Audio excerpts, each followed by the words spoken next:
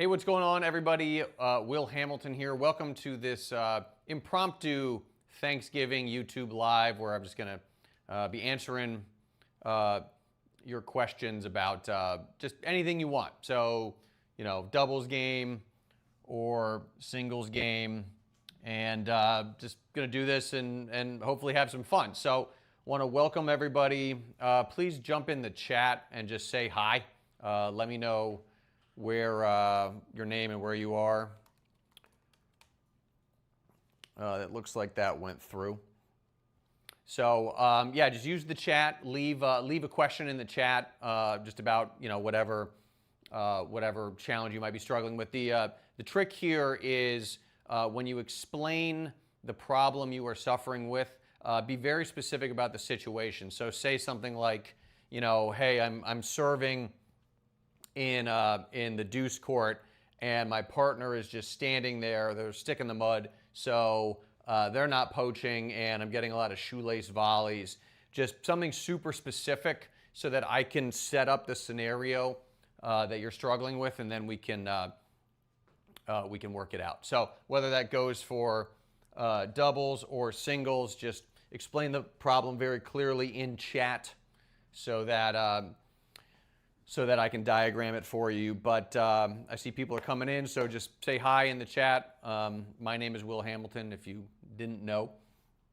Been teaching tennis on fuzzyyellowballs.com for the past 18 years, something like that. Adam Szyminski, co-founder, is behind the camera. Yo. Maybe you heard that, maybe you didn't, but just jump in chat. I'm gonna get, we got Larry from, where's CA. What's up, man? How are you? Wind Dancer, what's going on? How's it going? Happy Thanksgiving if you're US based. What are we on, like a 6-second delay, something like that? Yeah. It's not that bad. Yeah, 6 seconds, not too bad. So yeah, if you have any questions about your game, let them know. I'm going to start by just diagramming some things that I've been thinking about, some questions I have been getting.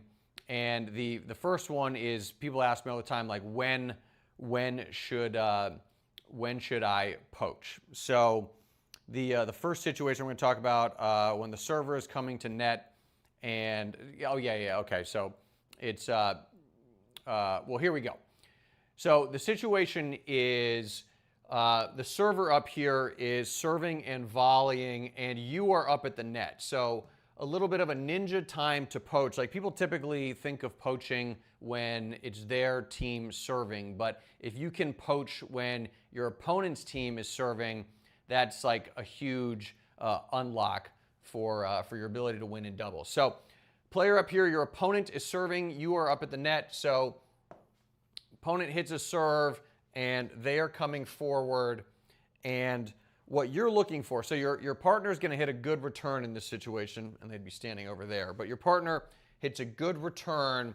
Now, you don't want to be looking back to see what your partner is up to, so what you're going to look for is the server, and you're going to look, you're looking for body language here, and if they drop the racket head down, or if they bend their knees to handle a low ball, that's like the cue, right? When their racket drops below their waist or they bend down, your partner is giving them a low ball. You don't even need to see the ball. The ball could still be crossing the net, somewhere here, and you're just using your body language to anticipate what kind of shot your partner has hit.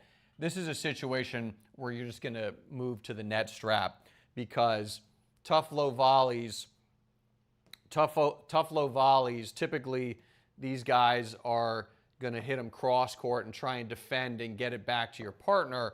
So this is a great time for you to move. The ball is probably going to be high. It's going to be rising, so you can hit down. And in the deuce court here, this is going to be on your forehand volley, probably the stronger volley. So if you just see that body language cue, the racket drops down below the waist, that's an instant signal for you to poach. Now, sometimes you might be in the reverse situation. So let's now say that you guys are serving, right? And this is you now. So you are serving, your partner's up at the net here. Let's say you serve, you're coming to net, and your opponent hits a tough low volley for you. Now, if this person is super passive, then whatever, you don't have to worry about it, but you start playing high-level doubles, these guys and gals are going to be really good about reading your body language and poaching. So what you can do here, one of the shots I like to hit is, and this is a higher level one, this is tough, but if it's a half volley, particularly if the return comes over here, a wider return. So this person's trying to be aggressive. They're moving this way. If you can hit a half volley like quasi lob, it doesn't, if they get a racket on it, it's not the end of the world, but you're basically just trying to get it high so that if this person is a righty, they're moving to the middle of the poach, they have to stop, and then it's a high backhand, and they're probably not going to be able to do much with that. So the typical sort of inclination is to keep these balls lower and try and stick them, but that can actually make the volley easier, and it's just a tough ball to hit, right, if you're dealing with a half volley. So if you put a little air on that, that can actually be a really, really effective shot to try.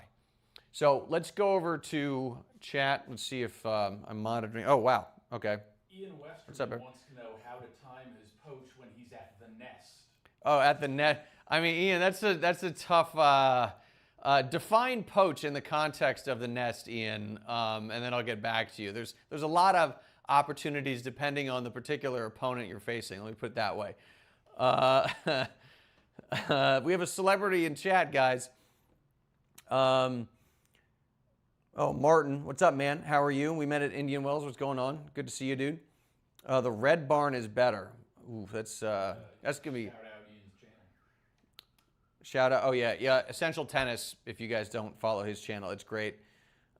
Cheers from London, USC ZPE. What's up, man? Painting plus Chicago. My wife and I love the training videos. Thank you. She calls me the shark because I love to poach when she's serving. How can you avoid getting burned down the alley? Okay, good question. So the follow-up I would have is, can you give me a specific scenario? And that'll make it easier to decode. This might be...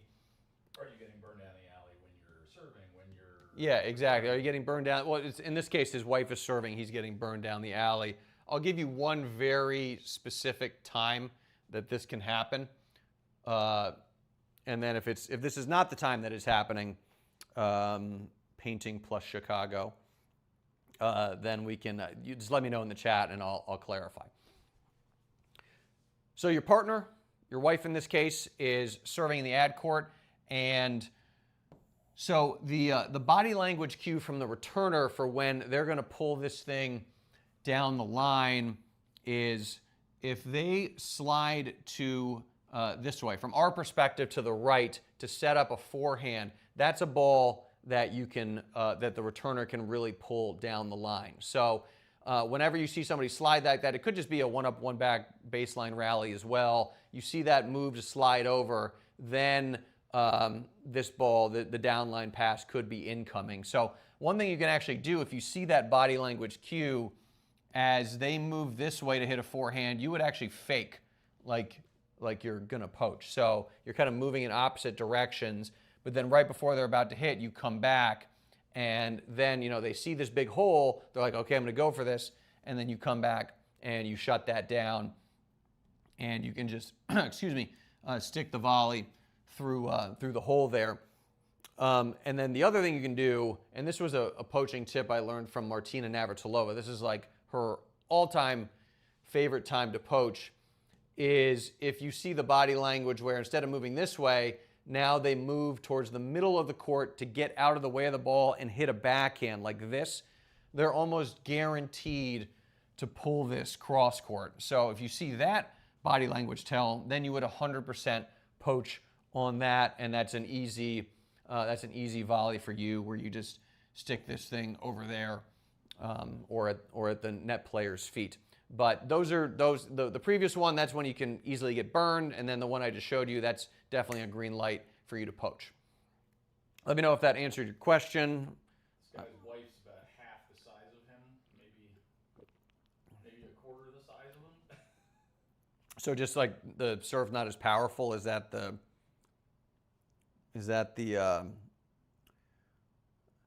Mew in the chat? Yeah, we're trying the live. I mean, we think this is like a cool thing to do. Adam, I'm sure you saw Ian's shout out in the chat. Yep. Okay. When is the right tactic to have two back players? I resort to this when my partner is not a strong server. And the returner is successfully avoiding me at the net. So my question for you there would be, are they avoiding you, or are you just getting burned? Like, are they attacking you? Because I wouldn't necessarily back up if my my partner doesn't have like an amazing serve. So Mew says poaching doesn't work. I'm assuming your partner serves and stays back. So if that is the case,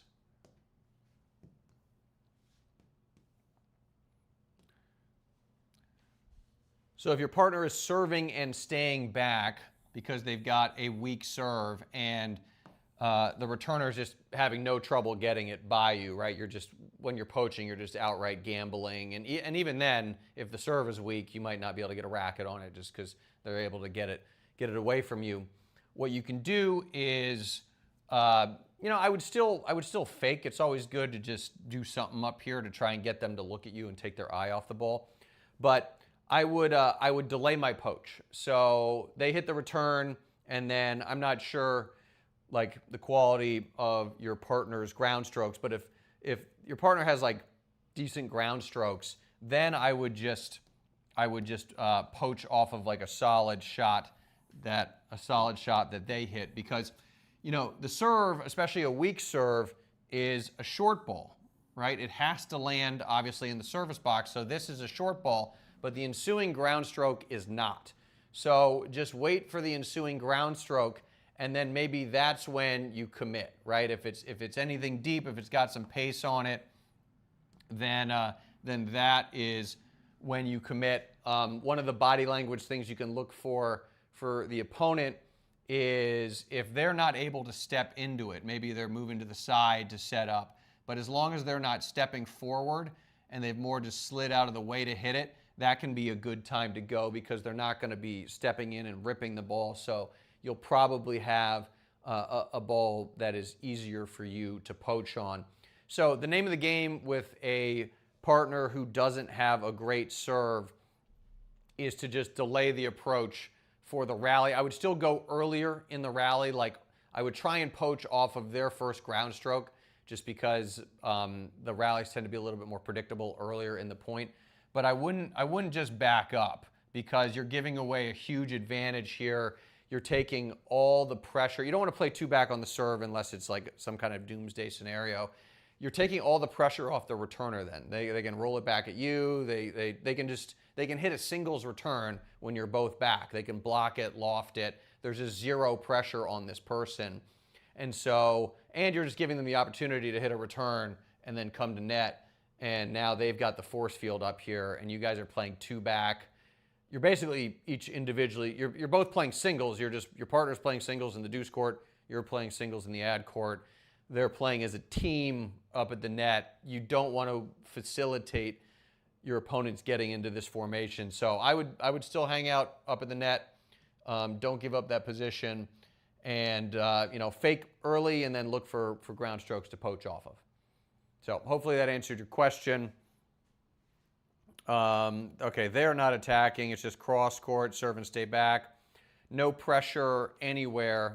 Did that answer your question? Because, I mean, some of it obviously depends. Like, are they lobbing? Each is like a moon ball, like lob, like lob doubles match where you moon ball each other to death, because that one can be challenging. It did answer. Okay, cool. And let me know if you guys have any. I got another doubles thing. If you like this, we're not going to do this today, but there's a link in the chat for a live webinar we're doing where we're talking about serve stuff. These are wireframes we've created. This is Carlos Alcaraz. This is a club player This is Carlos Alcaraz. This is a club player. This player has a huge break in their kinetic chain. We're going to go over it. There's a link in the description. If you want to join this webinar, it's after Thanksgiving. It's free. We're just going to show you some cool data we've got using AI to analyze players' serve. So it's pretty awesome. Just click the link below. But let me know doubles questions or singles questions. Yeah, it's tough to poach with a weak server, but just delay it a shot, and you should be good to go there. All right, let's. I got another one in the tank here. Oh, this is a good one. So let's say you have a weak serve. Yep. Let's say you have a weak serve and you're trying to be aggressive and get to the net. So this is a cool tactic that works pretty well. So you are serving. Let's go over here. So you are serving and you've got a weak serve. It's tough for you to get to the net. And so you can use like the serve and delayed approach technique. But serving from the normal position, if your partner's got a good forehand, a lot of times they're going to slide around and hit their stronger forehand. Because you don't have the biggest serve on the planet, they'll be able to move around a lot of this stuff. And then if they hit a good return, that's obviously going to be more difficult for you to hit an approach shot off of that. So one of the things you can do is, and this is, you can stand towards the tee here. And there's a great coach named Jorge Capistani. He has a really good piece of advice where he basically says that at the club level, you'll get players that have like a 4-0 forehand return and a 3-5 backhand return. And so when you see that your opponent has a significantly weaker backhand in this case, you want to do everything you can to get it over there. It doesn't matter if you're being obvious about it. Rafael Nadal, one of the most obvious strategies, obvious like play styles, he's just going to bludgeon you to death with his forehand, lefty forehand, cross court at your backhand. Doesn't matter if you know it's coming, you can't stop it. So in this situation, you can you can serve right by the tee here and just target everything at the weaker backhand there. And you're not going to follow this to net, but what you're going to do by putting it over here is hopefully you get a return somewhere in there. It's a little bit short. And now, and this is assuming you've got a stronger forehand, most of these returns here are going to be on your forehand, which will allow you to step forward. Then you can rip an approach shot, and you can, if you hit a good deep approach shot somewhere in here, good deep ball, you just follow that to the net. And it allows you to mitigate your weaker serve and then skip all the tough low volleys that you would have to be hitting. So hopefully that there was a couple questions sort of about the weak serve. So hopefully that addresses some of them in there. But that's a good. I like the tactic of just moving a lot along the baseline. I've been doing that a lot more. Because even at a pretty high level doubles, that can be I'll give you a specific use case here.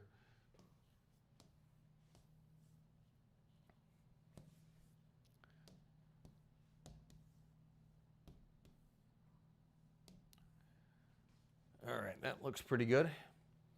So last night I was playing doubles and I was serving. I'm a lefty, and so what I like to do is hit lefty sliders out wide at a righty's backhand. Puts me in a pretty good spot when I'm coming to the net. I get a lot of high volleys, and we're in the driver's seat in those points. Now, that doesn't mean that these guys, the returner, doesn't get a bead on the serve and starts to groove over the course of the match. So what I like to do is start moving my position along the baseline, because not only does it create a different angle for the serve, it's a different look, it also just gives them something to think about. You're like, oh, Will's standing in a different spot. And if I'm going to stand here, where do you think that serve is going? Obviously, you would think, okay, now Will is going to try and go tee. And I might. But often what I like to do is stand there and then just hit the wide serve again because it's the serve they're least expecting. So last night, a couple times, I would stand there. My opponent is expecting the T serve, and you would literally get them like, they come up, they hit their split step, and they're splitting to the middle of the court to defend the T serve, and then they have to change direction and reach. And then that's a weak, you're splitting this way, and then you're like, uh-oh, and then you got to reach for that return. That's setting my partner up to poach a ton. So this is actually a great way to set your partner up to poach. If you move around, it'll really kind of, again, changes what they're looking at, gives them something to think about, will create a lot of weak returns that the partner can then poach on. Specifically, especially in the, this is good in the ad court where you got the backhand volley in the middle, so it's not necessarily as strong, so you're taking a little bit of pressure off of your partner. Craig Berry, what's up, man? Rob. Okay, let's, the top 3 double strategies. There's so many to choose from in my app. That is very true. There's so many I'm having trouble choosing from. Let me, I covered one earlier. Let me do that one. Adam, do you chime in on any double strategies that you like? There was the Martina poaching tell. I'll come back. I'll repeat it. Poaching tell. There's the Newt volley. Oh, that's right. See, yeah. That one's good. That one's really good. The dance move is solid. Dance move. That's it's more technique, but we'll think on it. Okay, I would think that's where a weak partner serve can help. If you get the serve up the middle, they can pinch a little bit and squeeze. Yeah, true. What is my opinion on signals, talking between points? Do you think it's better for the net player to call the play or the server? Do I have a preference? Yeah, that's a good question. That's a very good question. So this is just me. I don't. It'll depend. I don't do a ton of signaling. I kind of talk about it ahead of time. But if my partner wants to do signals, I don't. That's fine. That's fine by me. Although if I'm serving, I tend to be the one that wants to figure out where I'm going to serve the ball. I mean, look, it's player dependent. The one thing I've been doing a lot, which I will tell my partner, let me, I'll set up the, oops. I'll set up the situation here.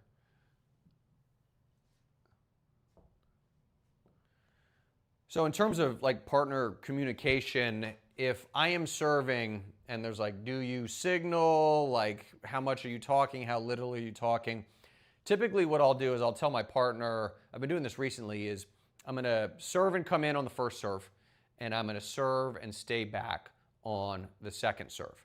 And the theory basically that I've been operating under recently is I'm trying to go for more on my first serve because I'm going to typically here target the backhand, and I'm not going to go for a bomb, but I'm going to go for the serve. And the theory is simply I just want to put my partner in the best position to poach or give myself a high, easy volley when I'm coming in.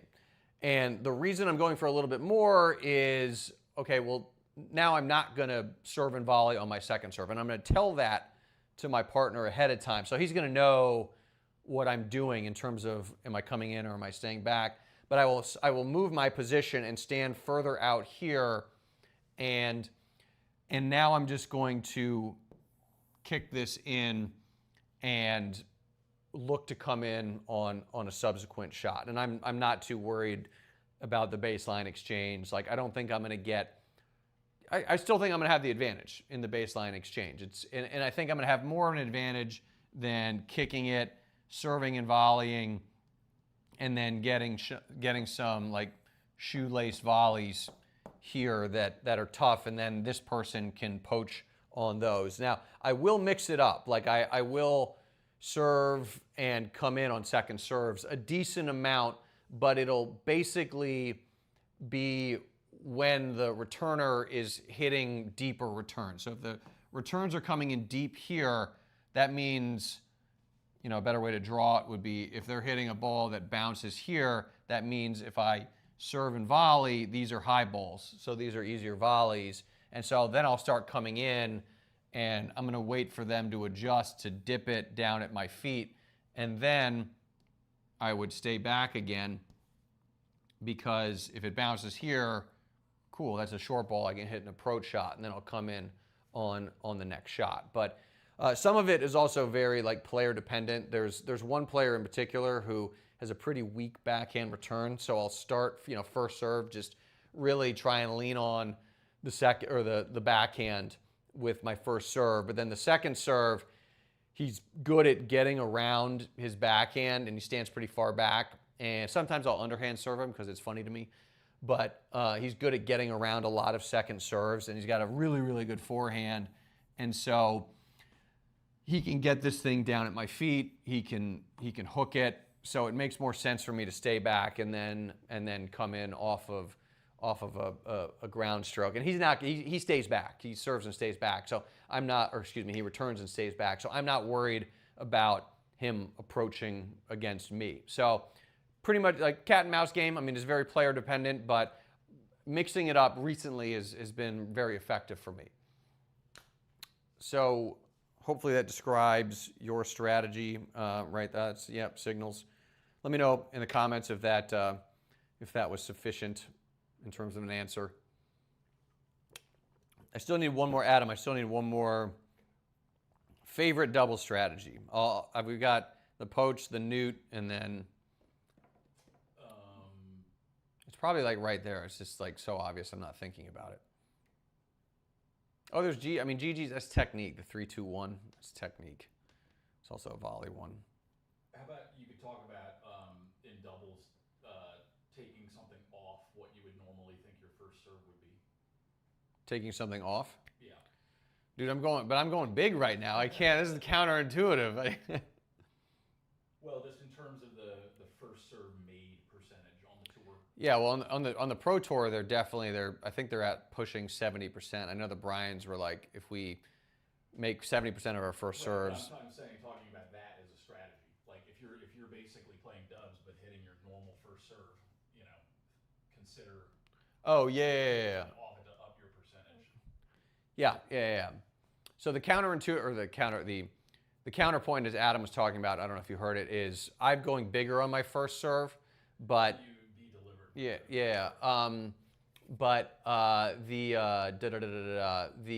counterpoint, with the pros, is they typically take something off. So I think the question for everybody watching is, do you just hit the same? Do you hit your single serve? I'll actually ask it that way. Are you hitting your single serve in doubles in terms of the type of serve you're hitting? I would be interested to know. Painting plus Chicago is a lefty. Nice, man. It's good to hear. What's your favorite serve, man? Painting plus Chicago. What happens when you leave Chicago? Are you still able to paint, or is it just only in the Windy City? Outside of the Windy City, there's no artwork whatsoever. The slider, ad court, I'm assuming.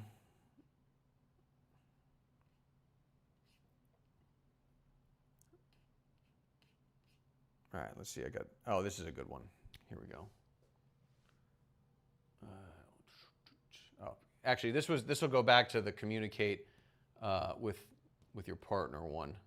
This is a good one. Yeah, and again, guys, leave questions. Describe the situation. Oh, okay, nice. He's a general contractor. Different kind of artwork. It's 2 coats. All right. Yeah, if there's a question about your game, leave the specific scenario to so I'd be able to diagram it like this, and then I'll answer it. But this next one is a good one. So the I formation, typically the way it's taught is you and your partner get on the same page before you hit the serve. And with the I formation, it's typically a T serve, because the return this away or that away it gives your partner the ability to go get either one in a way that wouldn't necessarily be the case if you hit a wider serve. So it can actually kind of be a mistake often to go wide with when you're playing the eye. Not always, but can be.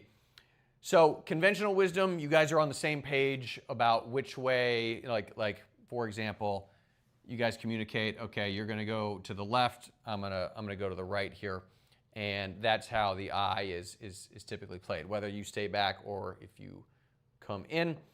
Now, the new way to play eye formation, and you see this on the Pro Tour. This is something Craig O'Shaughnessy, if you guys are familiar with our stuff with him, he's top analytics guy. But you both freelance. So what that means is there's no communication ahead of time other than we're going to play the eye formation. So let's say you're serving, you go T, and then this guy pops up, he stays there, and he's going to just read the return, and based on which way it goes, he's going to try and get it. So, you know, if it goes line, he's going to go there, and if it goes cross court, he's going to go there. And you're like, well, Will, what if he doesn't get it? Like, what if it's a good return? Well, you're back here playing safety. So just for a second, just like pretend you're almost playing singles and this guy's not even here. You're just waiting to see where the return goes and you're going to go try and get it, right? But now you also just have a partner who's trying to get it first. And if it gets by him, whatever, then you go get it. Now, you would do it in the situation you're serving and staying back. Obviously, you can't be serving and volleying for this to work. But you're just reading the return, and whichever way it goes, you just go and try and get it. And then when you get it, in this situation, your partner would slide over, and then it would be a one-up, one-back ground stroke situation between you and the opposing player like that. But try the eye formation as the freelance play. This one's actually like super effective. Here we go. Got some questions. How to convince your partner to pinch on a pinch middle on a wide serve. Poach middle. Sorry, on a wide serve. So this would be Reggie. I would, if you're serving, you have a decent amount of ability to be like, hey, I want to do this. You know what I mean? Like, just be like, hey, let's poach on this play. Like, you go. We'll diagram it. I'm just going to assume you're both righties, so we'll do it. We'll do it in the deuce court. Yeah, there we go. So if you're serving wide here and you're trying to convince your partner to poach, but you know, you don't always have like the best chemistry with your partner, or it's a new partner or whatever, like, you know, and you don't want to be bossy and be like, hey, go.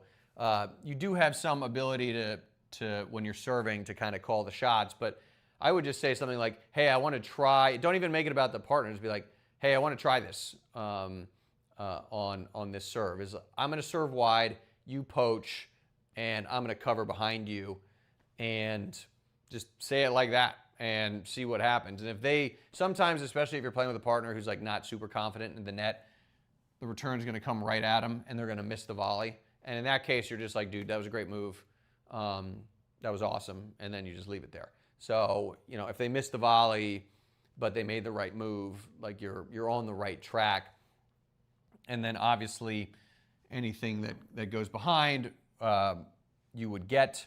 And if they hit it in the alley, that's going to be a winner, but it would be a winner if you both stayed and didn't move at all either. So, like, don't even worry about the alley there. One of the things you can do here is you can actually line up more in the eye. Well, I wouldn't recommend having your partner line up there. That's a tough one. It might throw your opponents off a little bit. You can try it, and if you do, you let me know how it goes. But just line up like this, and then you would still serve wide, and then you would switch like that. That just gives you a little bit. If you're not as quick, you can do it that way. And the advantage of lining up here is this person's probably going to be leaning on the T serve, so you might kind of catch them off balance a little bit, and they'll hit a weaker return. So that's one adjustment you can make.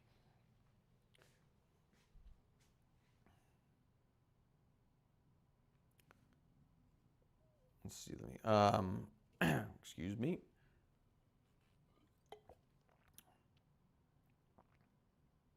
That's a good question. So is serve and volley strategy, the question is, serve and volley strategies that can only be deployed with a big, fast serve, or can you pull it off with a slower serve and good placement? What do you think about serve and volley using a kick? Not entirely sure. 2017 asked that question. If you have a slow serve, by the way, I mentioned this before, there's a link in the description. We're doing a live training after Thanksgiving. You can sign up if you click the link. It's free. You just sign up using the link. And we've been using AI to analyze serves. So this is Carlos Alcaraz's wireframe at the racket drop. That's where the racket's pointed straight down behind his back. This is an amateur named Dan. You can obviously see they're different because Dan's got a couple breaks in his kinetic chain. Here's Alcaraz at contact. Here's Dan at contact. And so it's cool. We're using AI to like show you the biggest problems, biggest mistakes players are making. So if that sounds interesting, there's a link in the description below where you can sign up. Again, it's free to check out. So if you're working on your serve, I think you'll get a lot out of it. We've done it a couple times. People seem to really like it. So doing it again.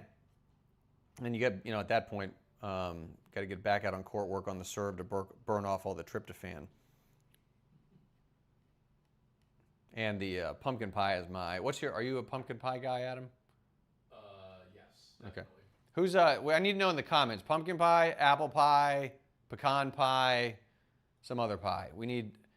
There was a question of top 3 double strategies earlier. Now we need top couple pies that everybody wants. I'm not a moderator of the chat, but if you want to that link that I just sent you, Slack, you can paste it in the chat of the okay. Yeah. For people on mobile. Okay, gotcha.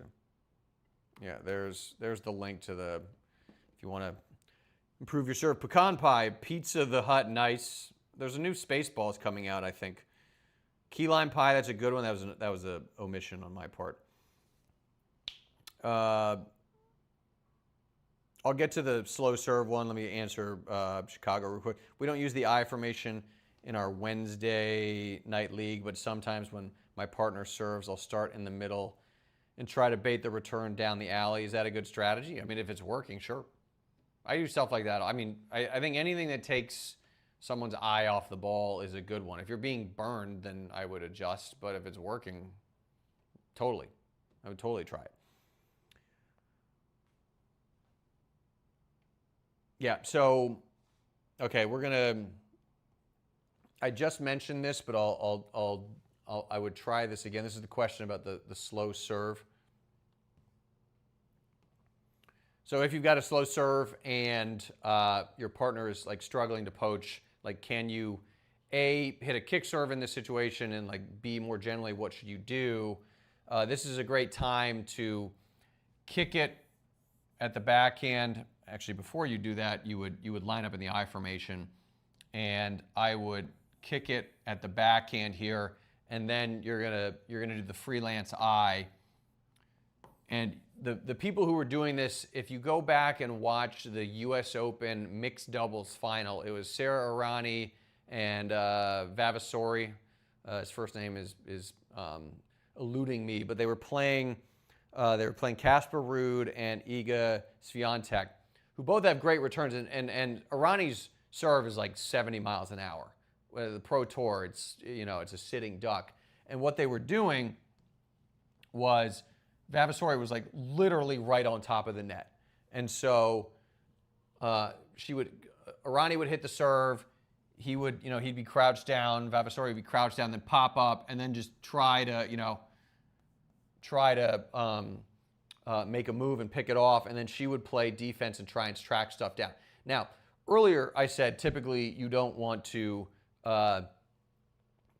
serve wide in a situation like this. What they would do what they did a couple times, because like the problem with this is these guys and gals are so good that if you go T here, they could put it there or there, and Vavasori is not going to be able to get it, and Arani is not going to be able to get it either. So what they were doing instead was they were lining up like this, and then Arani would hit a wide serve, and Vavasori would literally stand right up on top of the net right there, and what he's doing is taking away anything but like an unbelievable wide passing shot. And then Arani would come over here, and anything down the line she would cover, except for the stuff that was over here. That's obviously a winner. And then sometimes Vavasori would he might fake and then try and pick off the down the line, because obviously you don't want them to know where you're going every single time. But that actually can be pretty effective. Basically, with the weaker serve, you have to have guts to do this, is the net player needs to get right on the net and then just try and get a racket on like a ripped return, reflex volley. It could be a shank, whatever. But it's got to be right there where you can just hit down off of a blasted return, and then the baseline partner is playing safety and just trying to get anything that gets by the net player. So that's a good one. It's a higher skill one, but it's a good one to experiment with. Keep those questions, situations coming. If we've got any more, just post them in chat. The question from earlier, I'll re-diagram it real quick.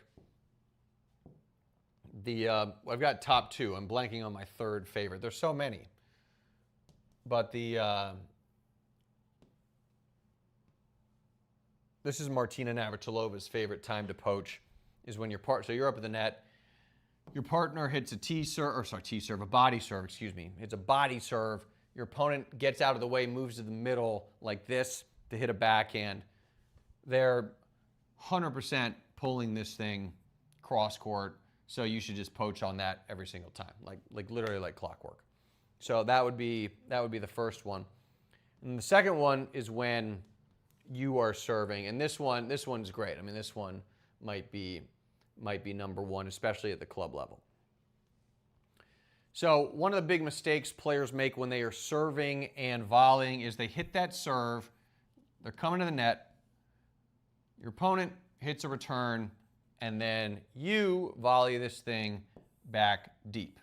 And the reason that can be a mistake is because they can do a lot with this ball. They can, if it's a waist-high ball, they can step in and they can rip it.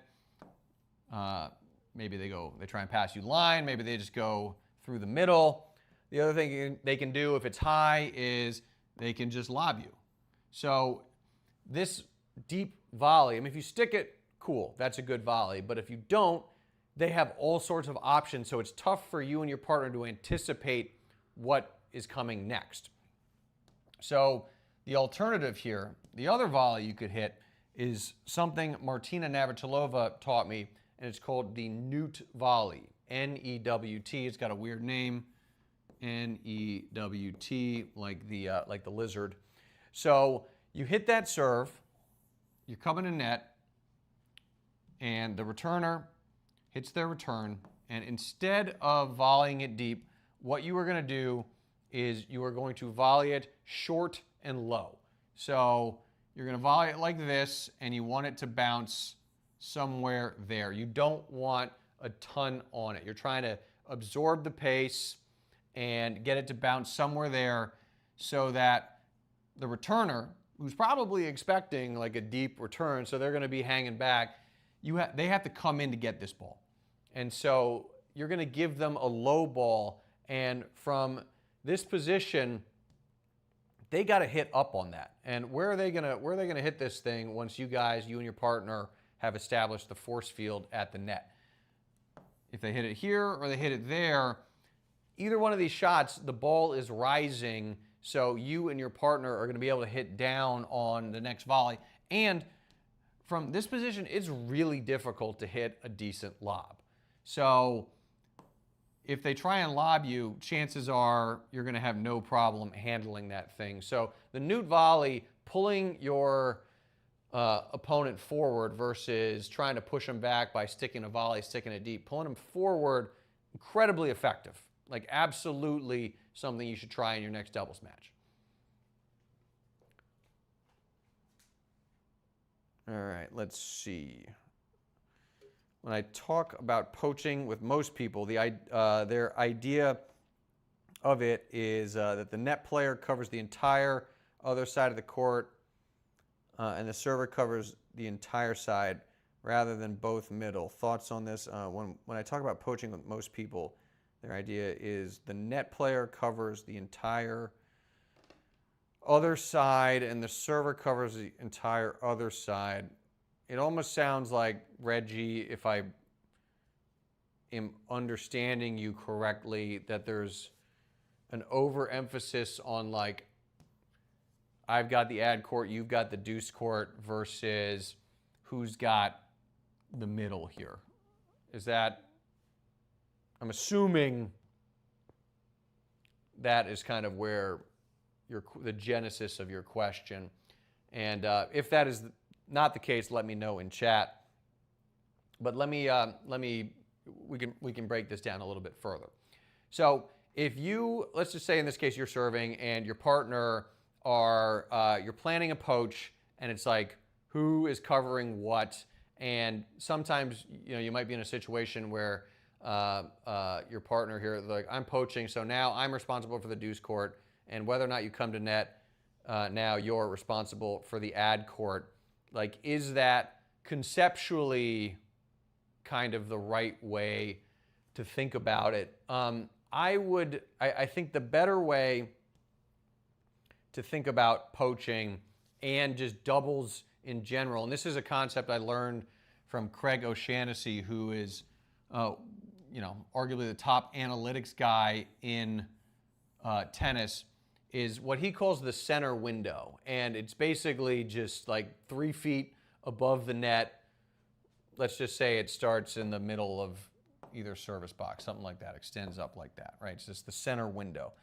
And whoever controls that real estate is going to win the doubles match, because most balls flow through the center window when you actually break down like where are all the shots being hit.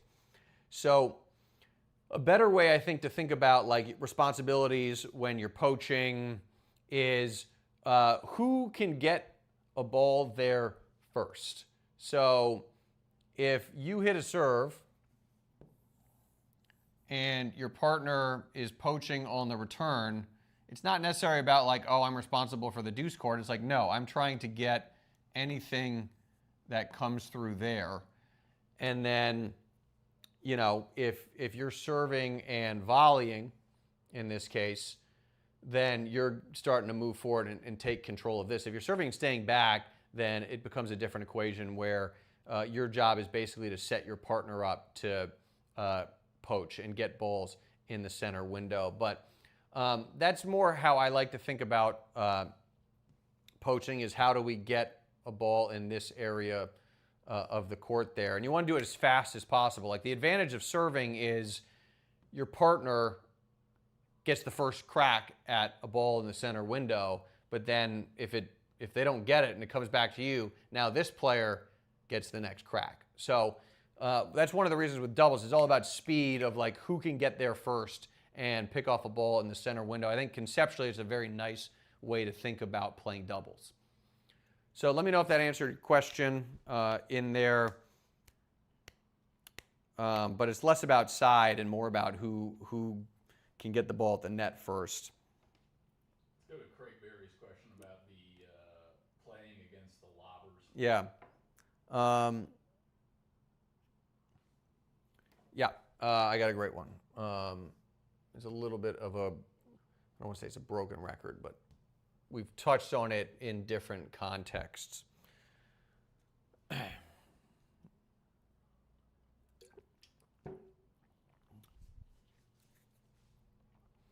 So you are serving and you are playing the dreaded lobbers, and no matter where you serve, it's just a moon ball and you get trapped, a moon ball or a lob, and you just get trapped in this one up, one back war of attrition with a bunch of lobs. So what you can do here is use the I formation, and you're going to serve T. And again, this is like they're lobbing. They're 100% lobbing off this return.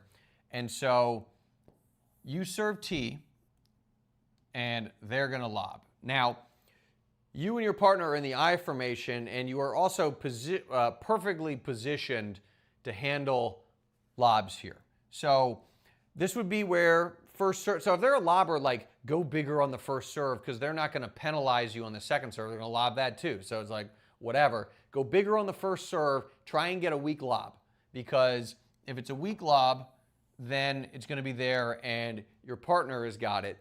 And if it's a better lob, let's say it's like that, then what you want to do is use a strategy that got taught to me by Bob and Mike Bryan. It's called the bounce overhead guy. So your partner up here, let's just assume he is right-handed. So if the ball gets over them with the lob, you are going to take it and they are going to go over there and just get out of the way so that you can hit your overhead anywhere. You're going to let it bounce. It's a bounce overhead. And as soon as you hit it, they're going to come right back there, and then you just hold the position. You stay there. And if you've hit an overhead, chances are that, I mean, if this team's lobbing, they might both be back. But they're going to hit, obviously, another lob. But if it's off your overhead, like, is that going to be good? We don't know. Like, chances are probably not. So then your partner is now in position to pick off any of the short ones. And if it's a good one, a better one that gets over their head, it's a rinse and repeat situation. So this is how I would handle teams that just try and lob you to death, is get in the I formation, and you're going to just maximize the number of overheads you're hitting. And then eventually, if you hit a decent overhead, you're not trying to kill it, you're not trying to put it away, but it's just tough to hit decent lobs off of decent overheads. And so eventually there'll be a short lob that your partner can clean up on. That's a really good one. So was it Craig Berry? I would try that one in your next doubles match. So let me know how it goes. I'd be interested to hear. Xander asked, do I think I should serve and volley every time on your serve? No. Mix it up. I mean, if it's working for you, sure. Like, I would default, yes, serve and volley, and then if it's not working, you would adjust, and then I would come back to it. We talked a little bit about it earlier, so if you watch the replay, you can check that out. But let me let's see, we've got a couple more questions, and then we'll, coming up on an hour, so we'll call it a live stream. Should you always plan to play doubles before you serve? Should you always have a plan in doubles before you serve? Xander, not really. I mean, there's a lot of freelancing that goes on, especially when you get higher up, because a lot of the stuff you might talk about at the lower levels, people just instinctively do. If it's a good serve, the net player is just going to go to the net strap and try and pick off a weak return. So it depends. I think the more, if you're losing, you probably need to start communicating a little bit more and figuring out like a plan B. Oh, nice. I'm glad you guys like it sounds like the lobber one was a hit, Adam, based on the chat. Yeah, I saw that. Nice. Yeah, a number of people. Yeah, let me know how that baseline overhead, is that a high percentage shot? It is. So you're just going to treat that like a serve. So it bounces, and then just once it bounces, that's like the toss. So, and the good news, so just treat it like a serve, but you don't have to get it in the service box, so you can just hit it, a little bit deeper. I would just, if you're worried about your overhead, just aim like there. Just a huge target. And down the middle, you got down the middle solves the riddle. You're going to confuse them. Whose ball is it? So just keep hitting it there. You might get some miscommunication there. And then the net player is really the one that puts it away. So again, going back to Craig, he likes to describe the relationship between baseline and net is, if you think about volleyball, the baseline player is the setter and the net player is the spiker. So you can also think about it in terms of this lob scenario. Even if you're hitting bounce overheads, you don't need to go for broke. You're just hitting a solid shot. Put a little spin on it if you can hit some kick. It'll make the lobbing more difficult. So that can be a super effective one. Why don't we field a couple more questions, and then I got to go buy a turkey. I don't, but I have tasks I need to attend to for Halloween. Who's traveling in the chat? Who's traveling for Halloween? And if you are, Godspeed. All right, I think that was the one I wanted to cover. Bounce overhead. Let's see what else we got here.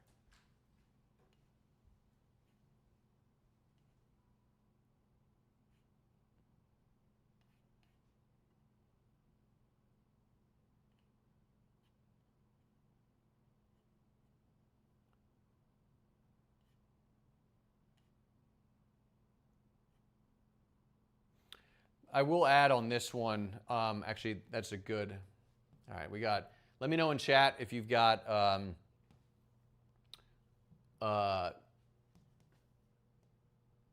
any more questions, but I think we'll wrap up here shortly if there are no more questions. So if you are returning and your serve, yeah, we're down here. Okay, cool. Let's try that again.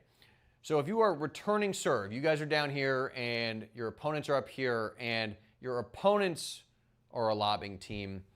Well, one of the things you can do in this situation is you hit they hit a serve, and then you're actually going to chip your return. Doesn't necessarily have to be an outright lob, but we like to call it the parachute, where you just hit it high over someone's backhand shoulder. So that backhand overhead is like a really difficult ball for this player to handle. So it could be a lobbing team. This is actually a really good one to hit if this person is hyper aggressive at the net and has been picking off your normal returns. So also a good situation to use it. But use the parachute, not necessarily an outright lob. But what will happen often, and it will obviously happen if you're playing a lobbing team, is this person is going to come over and hit a lob off of that ball. And if you see that situation, you're going to get into that I formation. So you would come over into the middle, your partner would slide into the middle, and this player would slide over like that, maybe even back up. But let's just assume for the second they stay there. This person is going to lob, and then net player's got the short lobs. If it gets over that player's head, it's the same. It's the bounce overhead situation where you let it bounce. This person's going to clear out. You just let it bounce, hit an overhead, and as soon as you hit the overhead, this person comes back in. Let's say you hit the overhead, in this case, right at that person. If your partner goes like that and it's a decent overhead, then this person's probably going to have to hit like a weird reflex volley. Will probably pop it up, and then your partner at the net can just clean up on that next ball. So this is a really effective tactic against either a lobbing team, or when the returner is super aggressive, you can use the parachute to neutralize their move up at the net. So we got a couple more. I'll give you guys a couple more, and then we'll call it. I'll give you one more if you want to come to our live training next. It's December 4th. It's Sunday, where we're going to talk about the serve, how to hit harder using AI. We've got actual data. It's super cool. Alcaraz. This is Alcaraz's wireframe. This is a club player named Dan. This is Alcaraz at contact, his wireframe. And this is Dan at contact. Dan's got some really big breaks in his kinetic chain. I'll show you what they are. Obviously, Alcaraz does not have any breaks in his chain. But if you want to serve faster with more power, click the link in the description below. It's free to sign up. We'll spend an hour talking about the biggest breaks in the kinetic chain that I see, and that you can get out of your game and hit a lot harder and have less stress on your joints. So it's fun the last 2 times we did it. I think you will enjoy it if you join. All right, I think got a couple more cues. Thank you, Pizza the Hut. I'll see you in Spaceballs 2. The search for more money. Great, that's the best. I don't know if you remember that scene in Spaceballs, but that's the best joke out of the whole movie. Okay. It's been so long. Yeah, since I've yeah. played baseballs that Xander, the general rule of thumb is when they're swinging forward, right before they hit is when you move on a poach. Sometimes if your partner hits a really good ball, it's deep, you can move earlier, just because, and it almost can be good because if they see you move, they might take their eye off the ball and shank it. So there is some advantage. Obviously, it's situational, telegraphing your move, because then your partner's hit a great shot. They're trying to time it, but then they see you and they take their eye off the ball. So that can be a good one. Oh, thank you from Uruguay. You're welcome. Okay, this last question. Yeah, it was about in my personal game from Reggie. What is the one shot that is low percentage that you're abnormally good at? Okay, this is an awesome question, dude. This makes me so happy. Makes me so happy. So it's the pooper scooper. So I love going for this shot. This is my absolute favorite shot. So let's say,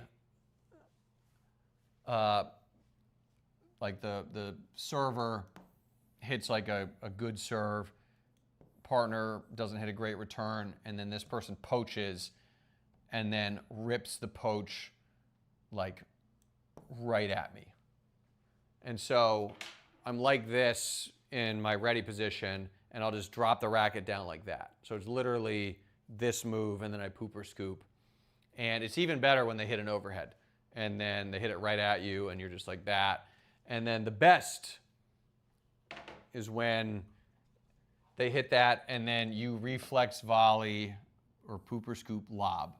It's the absolute best feeling in tennis is that particular shot. I am abnormally good at that shot. So I don't know if I would recommend it, but it's very, very fun to hit, and even better when you pull it off. You can only talk trash against your friends. You don't want to do it if it's like some random dude, but the trash talk is limitless if you are able to pull that shot off. So maybe one of these days I'll make a video about how to do it. But that's the one. That's the one, Reggie. Try it and let me know. All right, we're a little bit past 2 o'clock. Guys, thank you for joining me on like random short notice to check this out. If you like this, let me know as we sign off. If you're watching this after the fact, if you like this format, we'll do more of it because I think it's interesting. I like the interactivity of it a little bit more than just doing a video that just me posting into the ether. Yes, we're probably the short answer is yeah. The question about the Indian Wells trip, yeah, we'll do it. We'll do it again. A bunch of people have signed up, so it's gonna be a ton of fun. And come next year, might do it in New York as well. I got to see the trick with that is I got to get a comedy club where I can do stand up as part of it. That's like my rule now. Is like the trip has to have a stand up component where I just trash pickleball for a good 10 minutes out of 40. It's my closer. So if you haven't seen I got one pickleball clip on YouTube. It's a YouTube short. If you look through our channel, it's in there somewhere, but that'll give you a sense of what the stand-up is like. But short answer, yeah, we'll be doing it again. Thank you, everybody. Have a great Thanksgiving. Appreciate you spending time with me on Tuesday afternoon, and we'll do more of this, and see you in the next one.